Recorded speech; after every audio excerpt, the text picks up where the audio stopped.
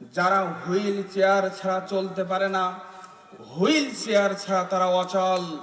বামনডাঙ্গার আজকের এই মাধ্যমিক বিদ্যালয়ের মাঠে আমরা অনেক মুসলিম ভাই এবং পদ্মার আলের অনেক মা ও বোনেরা উপস্থিত হয়েছি। আমরা কি আজকে কেউ এখানে হুইল চেয়ার নিয়ে এসেছি? তাহলে যেই মহান রব এই কোটি কোটি মানুষের ভিতরে আমাকে শোনার শক্তি দান করেছেন, যে মহান রব এই কোটি কোটি মানুষের মধ্যে আমার চোখে দেখার শক্তি দিয়েছেন, যে মহান রব আমার নিজের পায়ে চলার শক্তি দিয়েছেন, আমার গোটা জিন্দগিতে আমি যদি একবারের জন্য সেজদা দেই, আমি যদি একবারের জন্য আলহামদুলিল্লাহ বলি, বলুন তো সেই সেজদা আর আলহামদুলিল্লাহ এর পাওয়ার যোগ্য কে? সুতরাং আমাদের অন্তরের অন্তরস্থল থেকে, আমাদের হৃদয়ের গভীরতম জায়গা থেকে আমরা আল্লাহর প্রশংসা করি, বলি আলহামদুলিল্লাহ। রাসূল সাল্লাল্লাহু আলাইহি ওয়াসাল্লাম বলছেন, পৃথিবীর মানুষ আফজালুদ দোয়া, গোটা পৃথিবীর মধ্যে যত দোয়া রয়েছে তার মধ্যে সর্বোত্তম দোয়া আলহামদুলিল্লাহ। সুবহানাল্লাহ। রাসূল সাল্লাল্লাহু আলাইহি ওয়াসাল্লাম বলছেন, পৃথিবীর মানুষ আলহামদুলিল্লাহি তামলাউল মিজান। পৃথিবীর মধ্যে যদি কোনো ব্যক্তি আমি আল্লাহ আমাকে রাজি খুশি করার জন্য আলহামদুলিল্লাহ বলতে পারে, আলহামদুলিল্লাহি তামলাউল মিজান, এই আলহামদুলিল্লাহ এতটুকু বাক্যকাল কঠিন কিয়ামতের ময়দানে ব্যক্তির নেকির পাল্লার ওজন বৃদ্ধি করে দেবে। তাহলে এতক্ষণ ইতিপূর্বে অনেক হুজুররা বক্তব্য দিল, আমরা আলহামদুলিল্লাহ বলেছি, অনেকবার সুবহানাল্লাহ বলেছি, এখন আলহামদুলিল্লাহ বলে আরো বেশি মজা পাচ্ছি না? তার মানে আলহামদুলিল্লাহ যদি কোনো ব্যক্তি বলে, তাহলে গোটা পৃথিবীর মধ্যে সর্বোত্তম দোয়া সে বলে ফেলল। কোনো ব্যক্তি যদি আলহামদুলিল্লাহ বলতে পারে আর আল্লাহ যদি ওই ব্যক্তির উপরে খুশি হয়ে যান, তাহলে আল্লাহ সুবহানাহু ওয়া তাআলা আসমান থেকে ওই আলহামদুলিল্লাহ বাক্যের ওজনটি নেকির পাল্লার ওজনের উপরে ছেড়ে দেন। পৃথিবীতে যত বাক্য রয়েছে, এই সমস্ত বাক্য আর শব্দ ভান্ডারের মধ্যে গোটা পৃথিবীর মধ্যে এমন 4টি বাক্য রয়েছে, যেই 4টি বাক্যের মাধ্যমে আল্লাহকে এত বেশি খুশি করা যায় যে দুনিয়াতে আর এমন কোন বাক্য নাই এই 4টি বাক্য ছাড়া যে আল্লাহকে এত বেশি খুশি করা যায়। পৃথিবীতে আল্লাহকে খুশি করার মতো সর্বশ্রেষ্ঠ বাক্য হচ্ছে কয়টি? এক, সুবহানাল্লাহ। পৃথিবীর মধ্যে কোনো ব্যক্তি যদি সুবহানাল্লাহ বলতে পারে তো আল্লাহ সব থেকে বেশি খুশি হয়ে যায়। 2, আলহামদুলিল্লাহ। পৃথিবীর মধ্যে কোনো ব্যক্তি যদি আলহামদুলিল্লাহ বলতে পারে তো আল্লাহ সব থেকে বেশি খুশি হয়ে যায়। 3, লা ইলাহা ইল্লাল্লাহ। এটা যদি কেউ বিশ্বাস করে, কেউ আল্লাহর জন্য বলতে পারে, ওই বান্দার উপরে আল্লাহ সব থেকে বেশি খুশি হয়ে যায়। 4, আল্লাহু আকবার। এই শব্দ যদি কেউ বলতে পারে, এই বাক্যটুকু বলতে পারে, আল্লাহ ওই বান্দার উপরে সব থেকে বেশি খুশি হয়ে যায়। সুতরাং সুবহানাল্লাহ, আলহামদুলিল্লাহ, লা ইলাহা ইল্লাল্লাহ, আল্লাহু আকবার, এটা হচ্ছে পৃথিবীর মধ্যে সর্বোত্তম বাক্য। সুবহানাল্লাহ। সুতরাং প্রশংসা হবে কার? আল্লাহ। দরুদ ও সালাম বর্ষিত হোক কার উপরে বলুন তো? সাল্লাল্লাহু। বলুন তো আমাদের জন্য সর্বপ্রথম সুপারিশকারী হবেন কে? নবী। মাশাআল্লাহ, আপনারা তো মোটামুটি ভালোই জানেন। গোটা আরব বিশ্ব যখন, কি রাগ করতেছেন নাকি? আমার জিজ্ঞাসা করতে হচ্ছে, কেননা আমাদের একটু লেট হয়ে গেছে। আমরা আন্তরিকভাবে দুঃখ প্রকাশ করতেছি। আমার একটা প্রোগ্রাম ছিল সকালে, এটা সাতক্ষীরাতে। তো প্রোগ্রাম শেষ করে আমরা যথাসময়ে রওনা দিয়েছিলাম। প্রতিমধ্যে আমাদের গাড়িটা একটু ডিস্টার্ব হয়, যার কারণে একটু লেট হয়ে গেছে। আপনাদের আবার রাস্তাগুলো অনেক পেছানো। তো যাই হোক, আল্লাহর জন্য বসেছেন, কিছু কোরআন এবং হাদিস শোনার জন্য বসেছেন। এখানে দীর্ঘক্ষণ যদি আমরা সময় দিই তাহলে কি সমস্যা নাকি? কোনো সমস্যা নেই। আমরা এসেছি, বছরে তো একদিন মাত্র মাহফিল হয়, তো সেই একদিনে আমরা সময় দেবো, তো সমস্যা কোথায়? নাই 2 ঘন্টা বেশি সময় দিলাম। দুরূদ এবং সালাম বর্ষিত হোক সেই নবীর প্রতি। বলুন তো, এখন রাত নাকি দিন? সকালের পূর্ব দিগান্তে কি উদিত হওয়ার মাধ্যমে আমরা এই অন্ধকার থেকে মুক্ত হতে পারবো? সূর্য। আরবের যুগে জিনা, ব্যভিচার, সুদ, ঘুষ, লটারি, চেটারি, বাটপাড়ি, এই সমস্ত পাপ আর পাপাচারে সব আরব যুগ শেষ ছিল। মানুষের ভিতরে সভ্যতা আর আদর্শ বলে কোনো জিনিস ছিল না। ঠিক সেই মুহূর্তে সকালের সোনালী রবি, পূর্ব দিগান্তের সূর্যের মতো একজন মহামানবের এই পৃথিবীতে আগমন ঘটেছিল। তার নাম কি? যে সুবহে সাদিকের ইমানি নূরের আলোক ফোটা সেদিন শুধুমাত্র হেরা পর্বতের গুহাকে আলোকিত করেনি, সেদিন আলোকিত করেছিল মক্কা, মদিনা, হেজাজ, আবিসিনিয়ার সহ সমগ্র বসুন্ধরা। যার মতো কোনো মানব অদ্যাবধি এই পৃথিবীতে আসেনি এবং কিয়ামতের উষার উদয়কাল পর্যন্ত যার মতো কোনো মানব আর এই ধরিত্রীর মাঝে আগমন করবেন না। নবীজি বিশ্ব নবী মুহাম্মদুর রাসূলুল্লাহ। সম্মানিত উপস্থিতি, আজকের বক্তব্যের বিষয় আকীদার 4টি মূলনীতি। আমরা এখানে সবাই আহলুল হাদিস তথা পবিত্র কোরআন এবং সহিহ হাদিসের অনুসারী। তো আমরা নামমাত্র আহলে হাদিস, আমরা আকীদা কি জিনিস বুঝি না, আমরা শিরক কি জিনিস বুঝি না, বেদাত কি জিনিস বুঝি না, তাওহীদ কি জিনিস বুঝি না, সুন্নাহ কি জিনিস বুঝি না।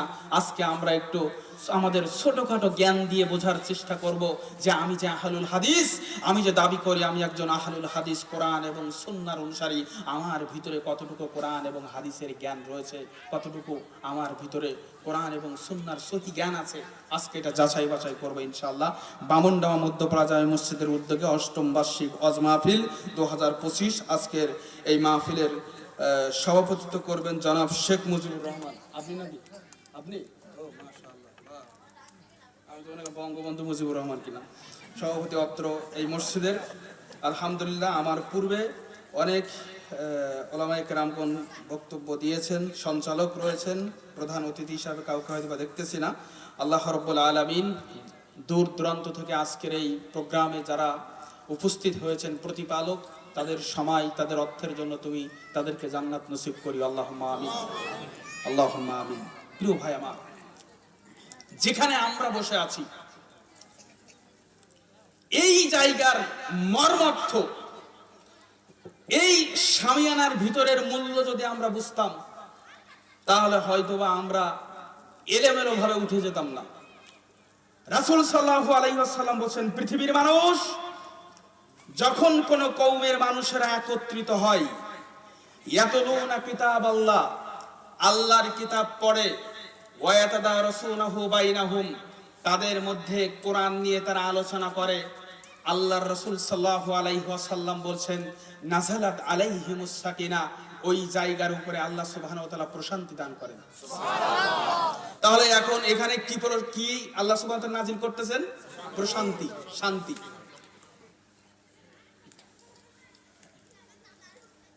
ওয়া হুফাতহুমুল মালায়েকা ওয়া গাশিয়াতহুমুর রাহমা, আল্লাহ সুবহানাহু ওয়া তাআলা সেই জায়গার উপরে রহমত নাজিল করেন। আল্লাহ রাব্বুল আলামিন ওই জায়গাটুকু ফেরেশতাদেরকে দিয়ে ঘিরে রাখেন। সুবহানাল্লাহ বলবেন? সুবহানাল্লাহ। বাহির থেকে যখন কোনো গেস্ট আমাদের দেশে আসে, কোনো রাষ্ট্রপ্রধান বা কোনো ভিআইপি গেস্ট যখন আমাদের এই বাংলাদেশে আসে, দেখবেন বাংলাদেশের রাষ্ট্রপ্রধান সরকারের পক্ষ থেকে তাদেরকে স্পেশাল এসএসএফ সিকিউরিটি গার্ড তাদেরকে দিয়ে ঘিরে রাখে, তাদেরকে দিয়ে প্রোটেকশন দেয়। আর রাসূল সাল্লাল্লাহু আলাইহি ওয়াসাল্লাম বলছেন, আমার কোন বান্দারা, আমার কোন কওমেরা যদি এক জায়গায় হয়ে কোরআন তেলাওয়াত করে এবং তাদের মধ্যে হারিয়ে গেছে। তাদের মধ্যে এই কোরআন নিয়ে আলোচনা করে আল্লাহর রাসূল সাল্লাল্লাহু আলাইহি ওয়াসাল্লাম বলছেন, নাযালাত আলাইহিমুস সাকিনা, ওই জায়গার উপরে আল্লাহ প্রশান্তি দান করেন। ও গাশিয়াতুহুমুর রাহমা, আল্লাহ ওই জায়গায় রহমত দিয়ে ঘিরে রাখেন। ও হাফফাতুহুমুল মালাইকা, আল্লাহ ফেরেশতাদেরকে দিয়ে ওই জায়গাটা প্রোটেকশন দেন। সুবহানাল্লাহ। সুতরাং এই জায়গায় বসার প্রয়োজন আছে কিনা? নাই। সুতরাং আমাকে কথা দিতে হবে। আমার পরেও আরেকজন বক্তা কিন্তু আছেন, শায়েখ আব্দুল্লাহ বিন ইরশাদ হাফিজাহুল্লাহ। দূর দূরান্ত থেকে এসেছেন, ৩-৪ দিন জার্নি করে। আমি বক্তব্য দেওয়ার পরেও আপনারা কিন্তু উঠতে পারবেন না। থাকবেন তো ইনশাআল্লাহ? চিল্লায়ে বলুন ইনশাআল্লাহ। সুরের মূর্ছনায় আপনাদের হৃদয় ভরেই হয়তো বা না করতে পারি, কিন্তু কিছু কোরআন এবং হাদিস দিয়ে আলোচনা করে আপনাদেরকে কিছু জ্ঞান বিতরণ করতে পারবো ইনশাআল্লাহ। প্রিয় ভাই আমার, বলছিলাম তাওহীদ কত প্রকার কে বলতে পারবেন? 4 প্রকার না 3 প্রকার। স্টুডেন্টরা তো বলতে পারবে। আকীদার মূলনীতি, আকীদার 4টা মূলনীতি হচ্ছে তাওহীদ, শিরক, সুন্নাহ, বেদাত। যখন কোনো ব্যক্তি তাওহীদ না বুঝে তখন সে ব্যক্তি শিরকে লিপ্ত হয়। যখন কোনো ব্যক্তি সুন্নাহ না বুঝে তখন সে ব্যক্তি বেদাতে লিপ্ত হয়। বুঝতে পারেনি? এদেশের হাজারো মানুষ, হাজারো মুসলিম বাবার দরবারে সাজদা দেয়, কেননা তাদের তাওহীদের জ্ঞান নেই। এদেশের মাটিতে হাজারো ইমাম সাহেব, হাজারো মুফতি সাহেব মাথায় টুপি দিয়ে বড় জুব্বা পরে কুলখানি, চল্লিশা, 3 দিনা মিলাদখানি করে, কেননা তার সুন্নাহর জ্ঞান নেই। এজন্য কোরআন সুন্নাহর জ্ঞান থাকা লাগবে। এদেশের কোন সালাফি আকীদার আলেমকে দেখবেন না যে তারা কুলখানি, মিলাদখানি আর 40 3 দিনা নিয়ে পড়ে আছে, কারণ তারা কোরআন এবং সুন্নাহর অনুসারী। প্রিয় ভাই আমার, আজকে এই বিষয়ে আলোচনা হবে ইনশাআল্লাহ।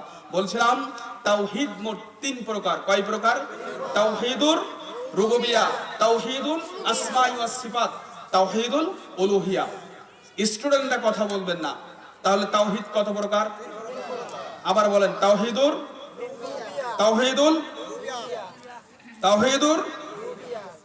তারপরে কি? আসমাই ওয়াস, তাওহীদুল উলুহিয়া। ঠিক আছে ইনশাআল্লাহ। আমরা এবার আসুন তাওহীদুর রুবুবিয়া নিয়ে কথা বলবো ইনশাআল্লাহ। এই বিশ্বাস আমাদের কতটুকু আছে? আল্লাহর একাত্মবাদে বিশ্বাস। আল্লাহকে আপনি রব হিসাবে কতটুকু মেনে নিয়েছেন তার উপরে বিশ্বাসের নামই হচ্ছে তাওহীদুর রুবুবিয়া।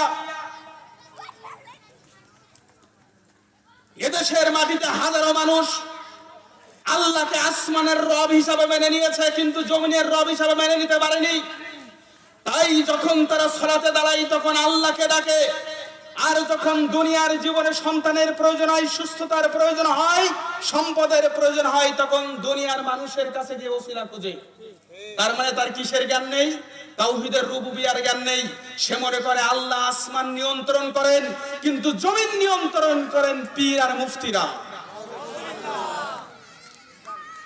মহান আল্লাহ বলছেন সূরা হাদীদ 57 নম্বর সূরার 2 এবং 3 নম্বর আয়াত।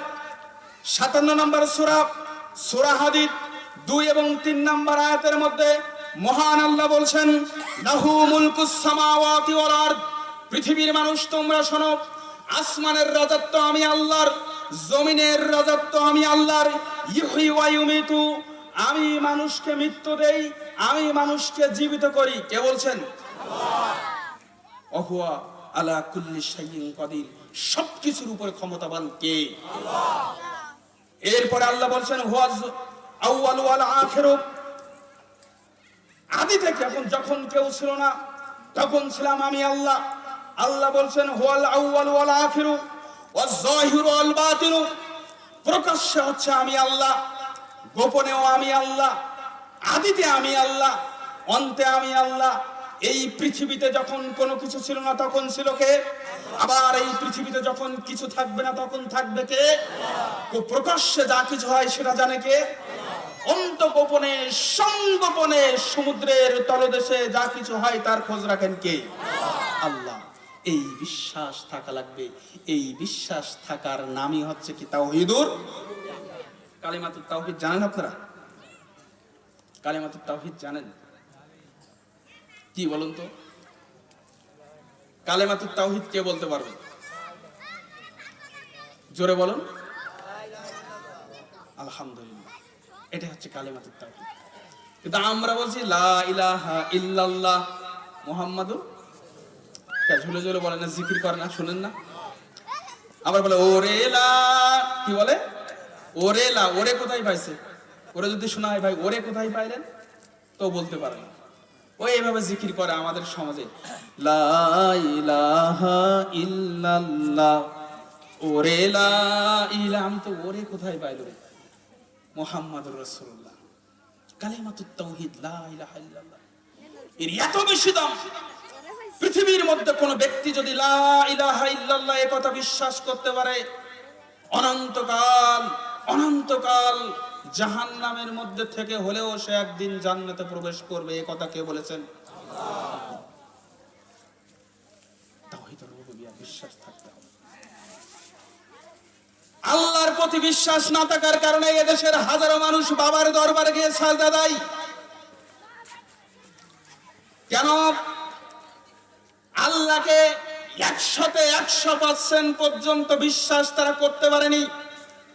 কিছুদিন আগে একজন হুজুর বক্তব্য দিচ্ছে, বলছে আল্লাহর ধন রাসূলকে দিয়া, আল্লাহ গেলেন গায়েব হইয়া, রাসূলের ধন খাজা পেয়া শুয়ে আছে কোথায়? কেউ ফিরে না খালি হাতে, বাবা তোমার দরবারে।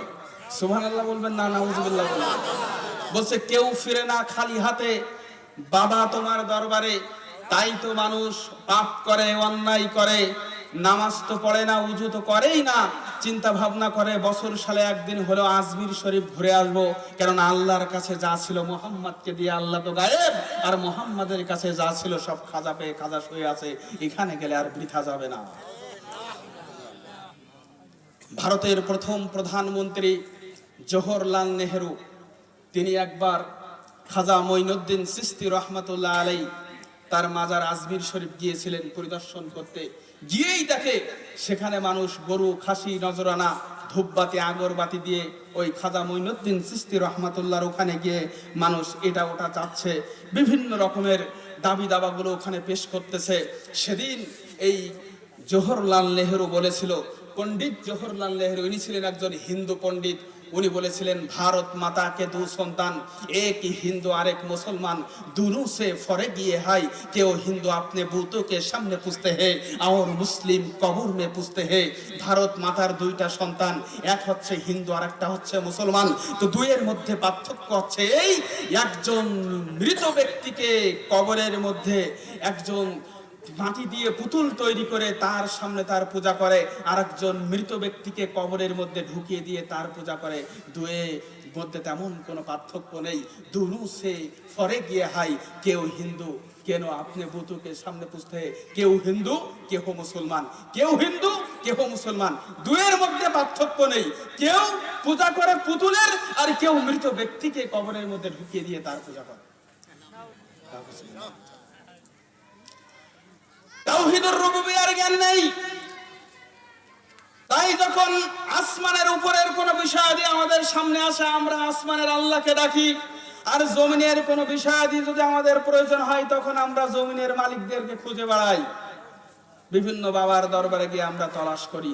আল্লাহ সুবহানাহু ওয়া তাআলা বলেন, পৃথিবীর মানুষ শোনো, মা লাকুম মিন দুনিহি মিন ওয়ালিয়্যিন ওয়ালা শাফি', পৃথিবীতে তোমাদের কোনো অভিভাবক নেই, পৃথিবীতে তোমাদের জন্য শাফাআতকারী হিসাবে কেউ নেই। বুঝতে পারেনি? বলুন তো বামনডাঙ্গার মানুষ, আপনার আমার অভিভাবক কে? শাফাআতকারী কে?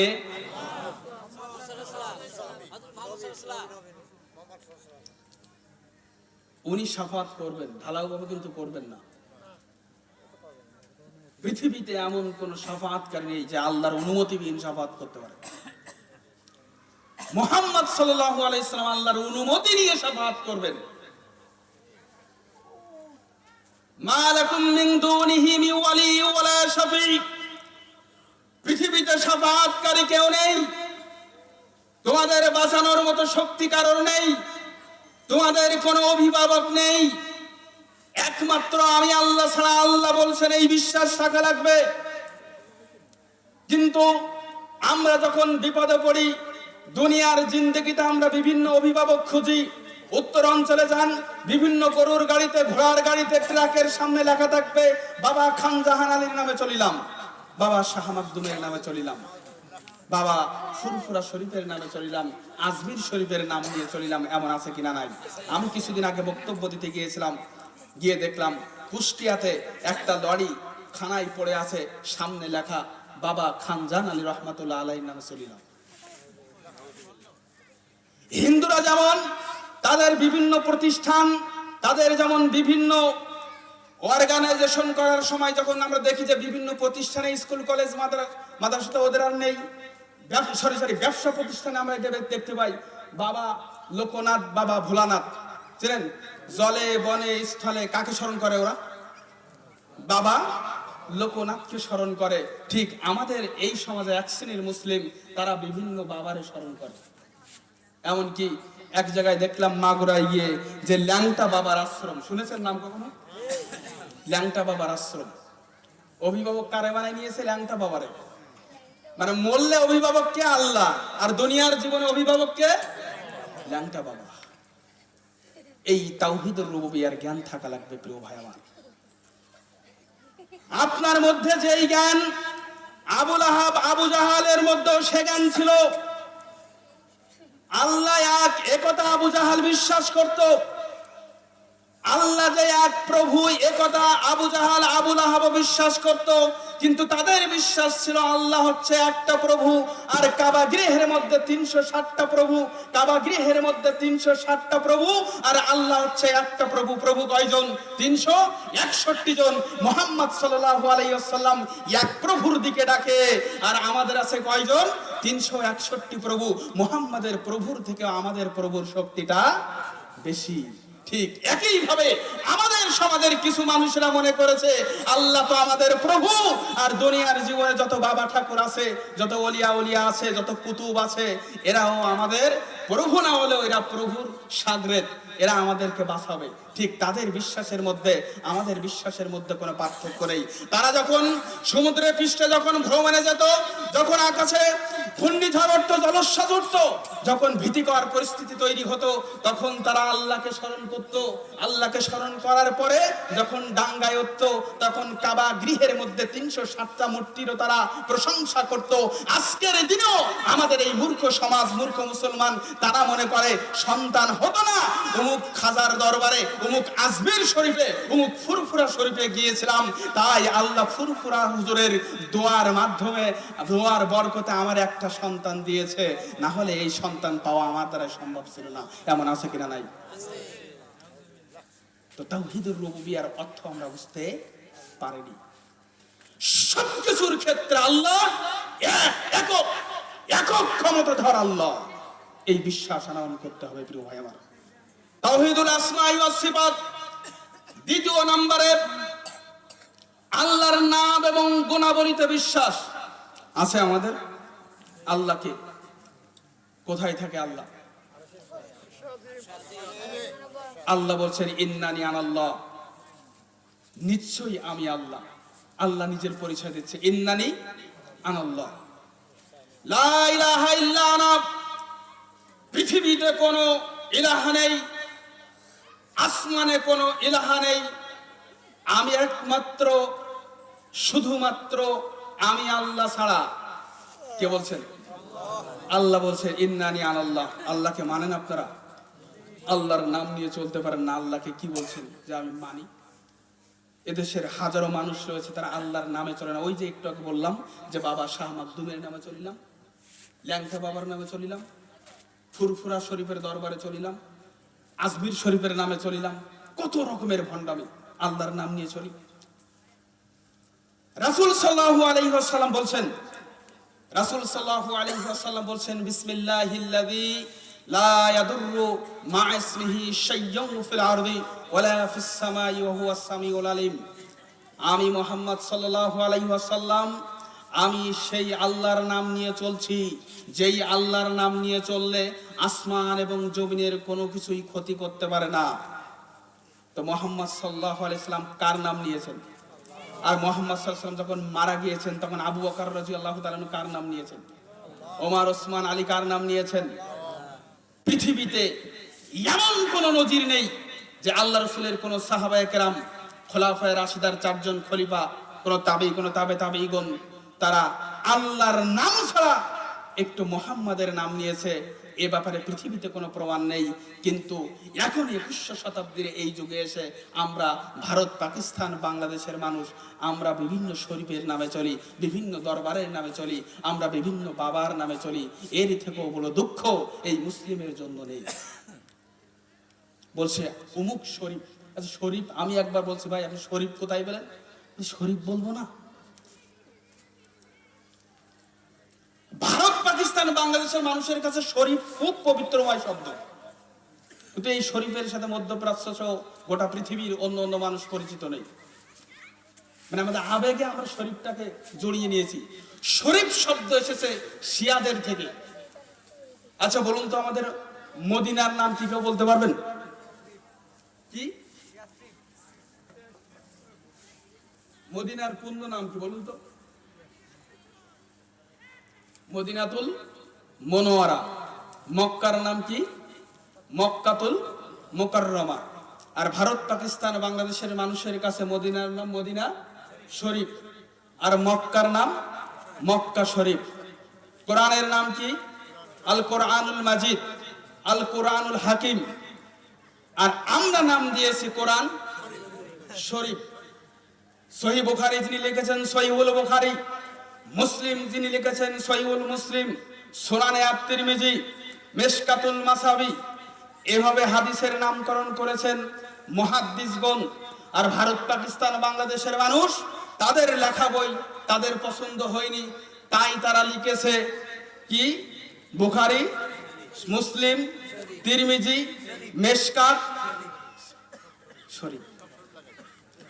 এই শরীফ শুধু এখানেই সীমাবদ্ধ নয়, এই শরীফ তারা টেনে নিয়ে এসেছে হুজুর শরীফ, দরবার শরীফ, ওরস শরীফ, অমুক বাবা শরীফ।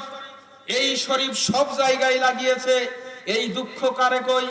আর এই শরীফের বিরুদ্ধে যখন আমরা কথা বলছি তখন কখনো কখনো আমাদের গাড়ি ভেঙে দেওয়া হচ্ছে, কখনো কখনো আমাদের মসজিদ মাদ্রাসার উপরে আক্রমণ করা হচ্ছে, কখনো কখনো আমাদের মাহফিলে বাধা দেওয়া হচ্ছে। কেন আমরা শরীফের সাথে কেন আপোষ করতেছি না? বুঝলেন না? ব্যবসা তো বন্ধ, ব্যবসায় ভাটা পড়ে গেছে, এজন্য আমাদের উপরে তাদের বড্ড রাগ। কিছুদিন আগে দেখলাম একজন সহিহ আকীদার আলেম, একজন সালাফি আলেম, একজন বক্তা বক্তব্য দিয়ে স্টেজ থেকে নেমে যে বাইরে একটু গাড়ির উপরে বসে রেস্ট করতেছে, ঠিক তৎক্ষণিক আমি দেখলাম একজন পীরের মুরিদ এসে বলছে, হুজুর দয়া করে আপনার নাম্বার শরীফটা একটু দিবেন। কি শরীফ? নাম্বার, আপনার নাম্বার শরীফটা একটু দেবেন। হুজুর তো অবাক, আল্লাহু আকবার। মানে মাথা বিক্রয় করতে করতে এমন পর্যায়ে এমন গোবর ঢুকিয়ে দিয়েছে, ও মনে করছে হুজুরের নাম্বার মনে হয় পবিত্র, তাই বলছে নাম্বার শরীফটা একটু দিবেন। গোটা পৃথিবীর মধ্যে মানুষ চলে আল্লাহর নামে, আর ভারত, পাকিস্তান, বাংলাদেশের মানুষ চলে শরীফের নামে আর বাবার নামে। এটাই হচ্ছে আমাদের সমস্যা। বামনডাঙ্গার হাজারো মানুষ আল্লাহকে রাজ্জাক হিসাবে মেনে নিতে পারেনি, তাই দারিদ্রতার কোষাঘাতে সে তার স্ত্রীকে গার্মেন্টসে পাঠিয়েছে। বামনডাঙ্গার এমন হাজারো মুসলিম তারা আল্লাহকে রাজ্জাক হিসাবে মেনে নিতে পারেনি, তাই সে তার স্ত্রীকে বিদেশ পাঠিয়েছে। বামনডাঙ্গার এমন হাজারো মানুষ তারা আল্লাহকে 100% রাজ্জাক হিসাবে মেনে নিতে পারেনি, তাই সে তার স্ত্রীকে গার্মেন্টসে, কোম্পানিতে পাঠিয়েছে, বাজারে, মার্কেটে পাঠিয়েছে। আল্লাহর নাম এবং গুণাবলীতে পূর্ণ আস্থা থাকা লাগবে। বাড়িতে আল্লাহর নাম নিতে হবে, মসজিদে আল্লাহর নাম নিতে হবে, মার্কেটে আল্লাহর নাম নিতে হবে। এই ভূপৃষ্ঠের উপরে যেখানেই আপনার অবস্থান থাকবে, আপনাকে একটা বাক্যই স্মরণ করতে হবে, আমার রব আমার জন্য বলেছেন, মা লাকুম মিন দুনিহি মিন ওয়ালিয়্যিন ওয়ালা শাফী। পৃথিবীতে তোমার কোনো অভিভাবক নেই, পৃথিবীতে তোমার বাঁচানোর মতো কোনো শক্তি নেই, আমি আল্লাহ ছাড়া। এই বিশ্বাস থাকা লাগবে প্রিয় ভাই আমার। সুতরাং আল্লাহকে, আল্লাহর নাম এবং গুণাবলী, তার সিফাত, তার গুণের উপরে আমাদের 100% বিশ্বাস থাকা লাগবে, তবে আমরা আহলুল হাদিস। প্রিয় ভাই আমার, এরপরে আসুন, আমি লাস্টে বলেছি যে তাওহীদুল উলুহিয়া, তাওহীদুল উলুহিয়া অর্থ কি বলতে পারবেন কেউ একজন?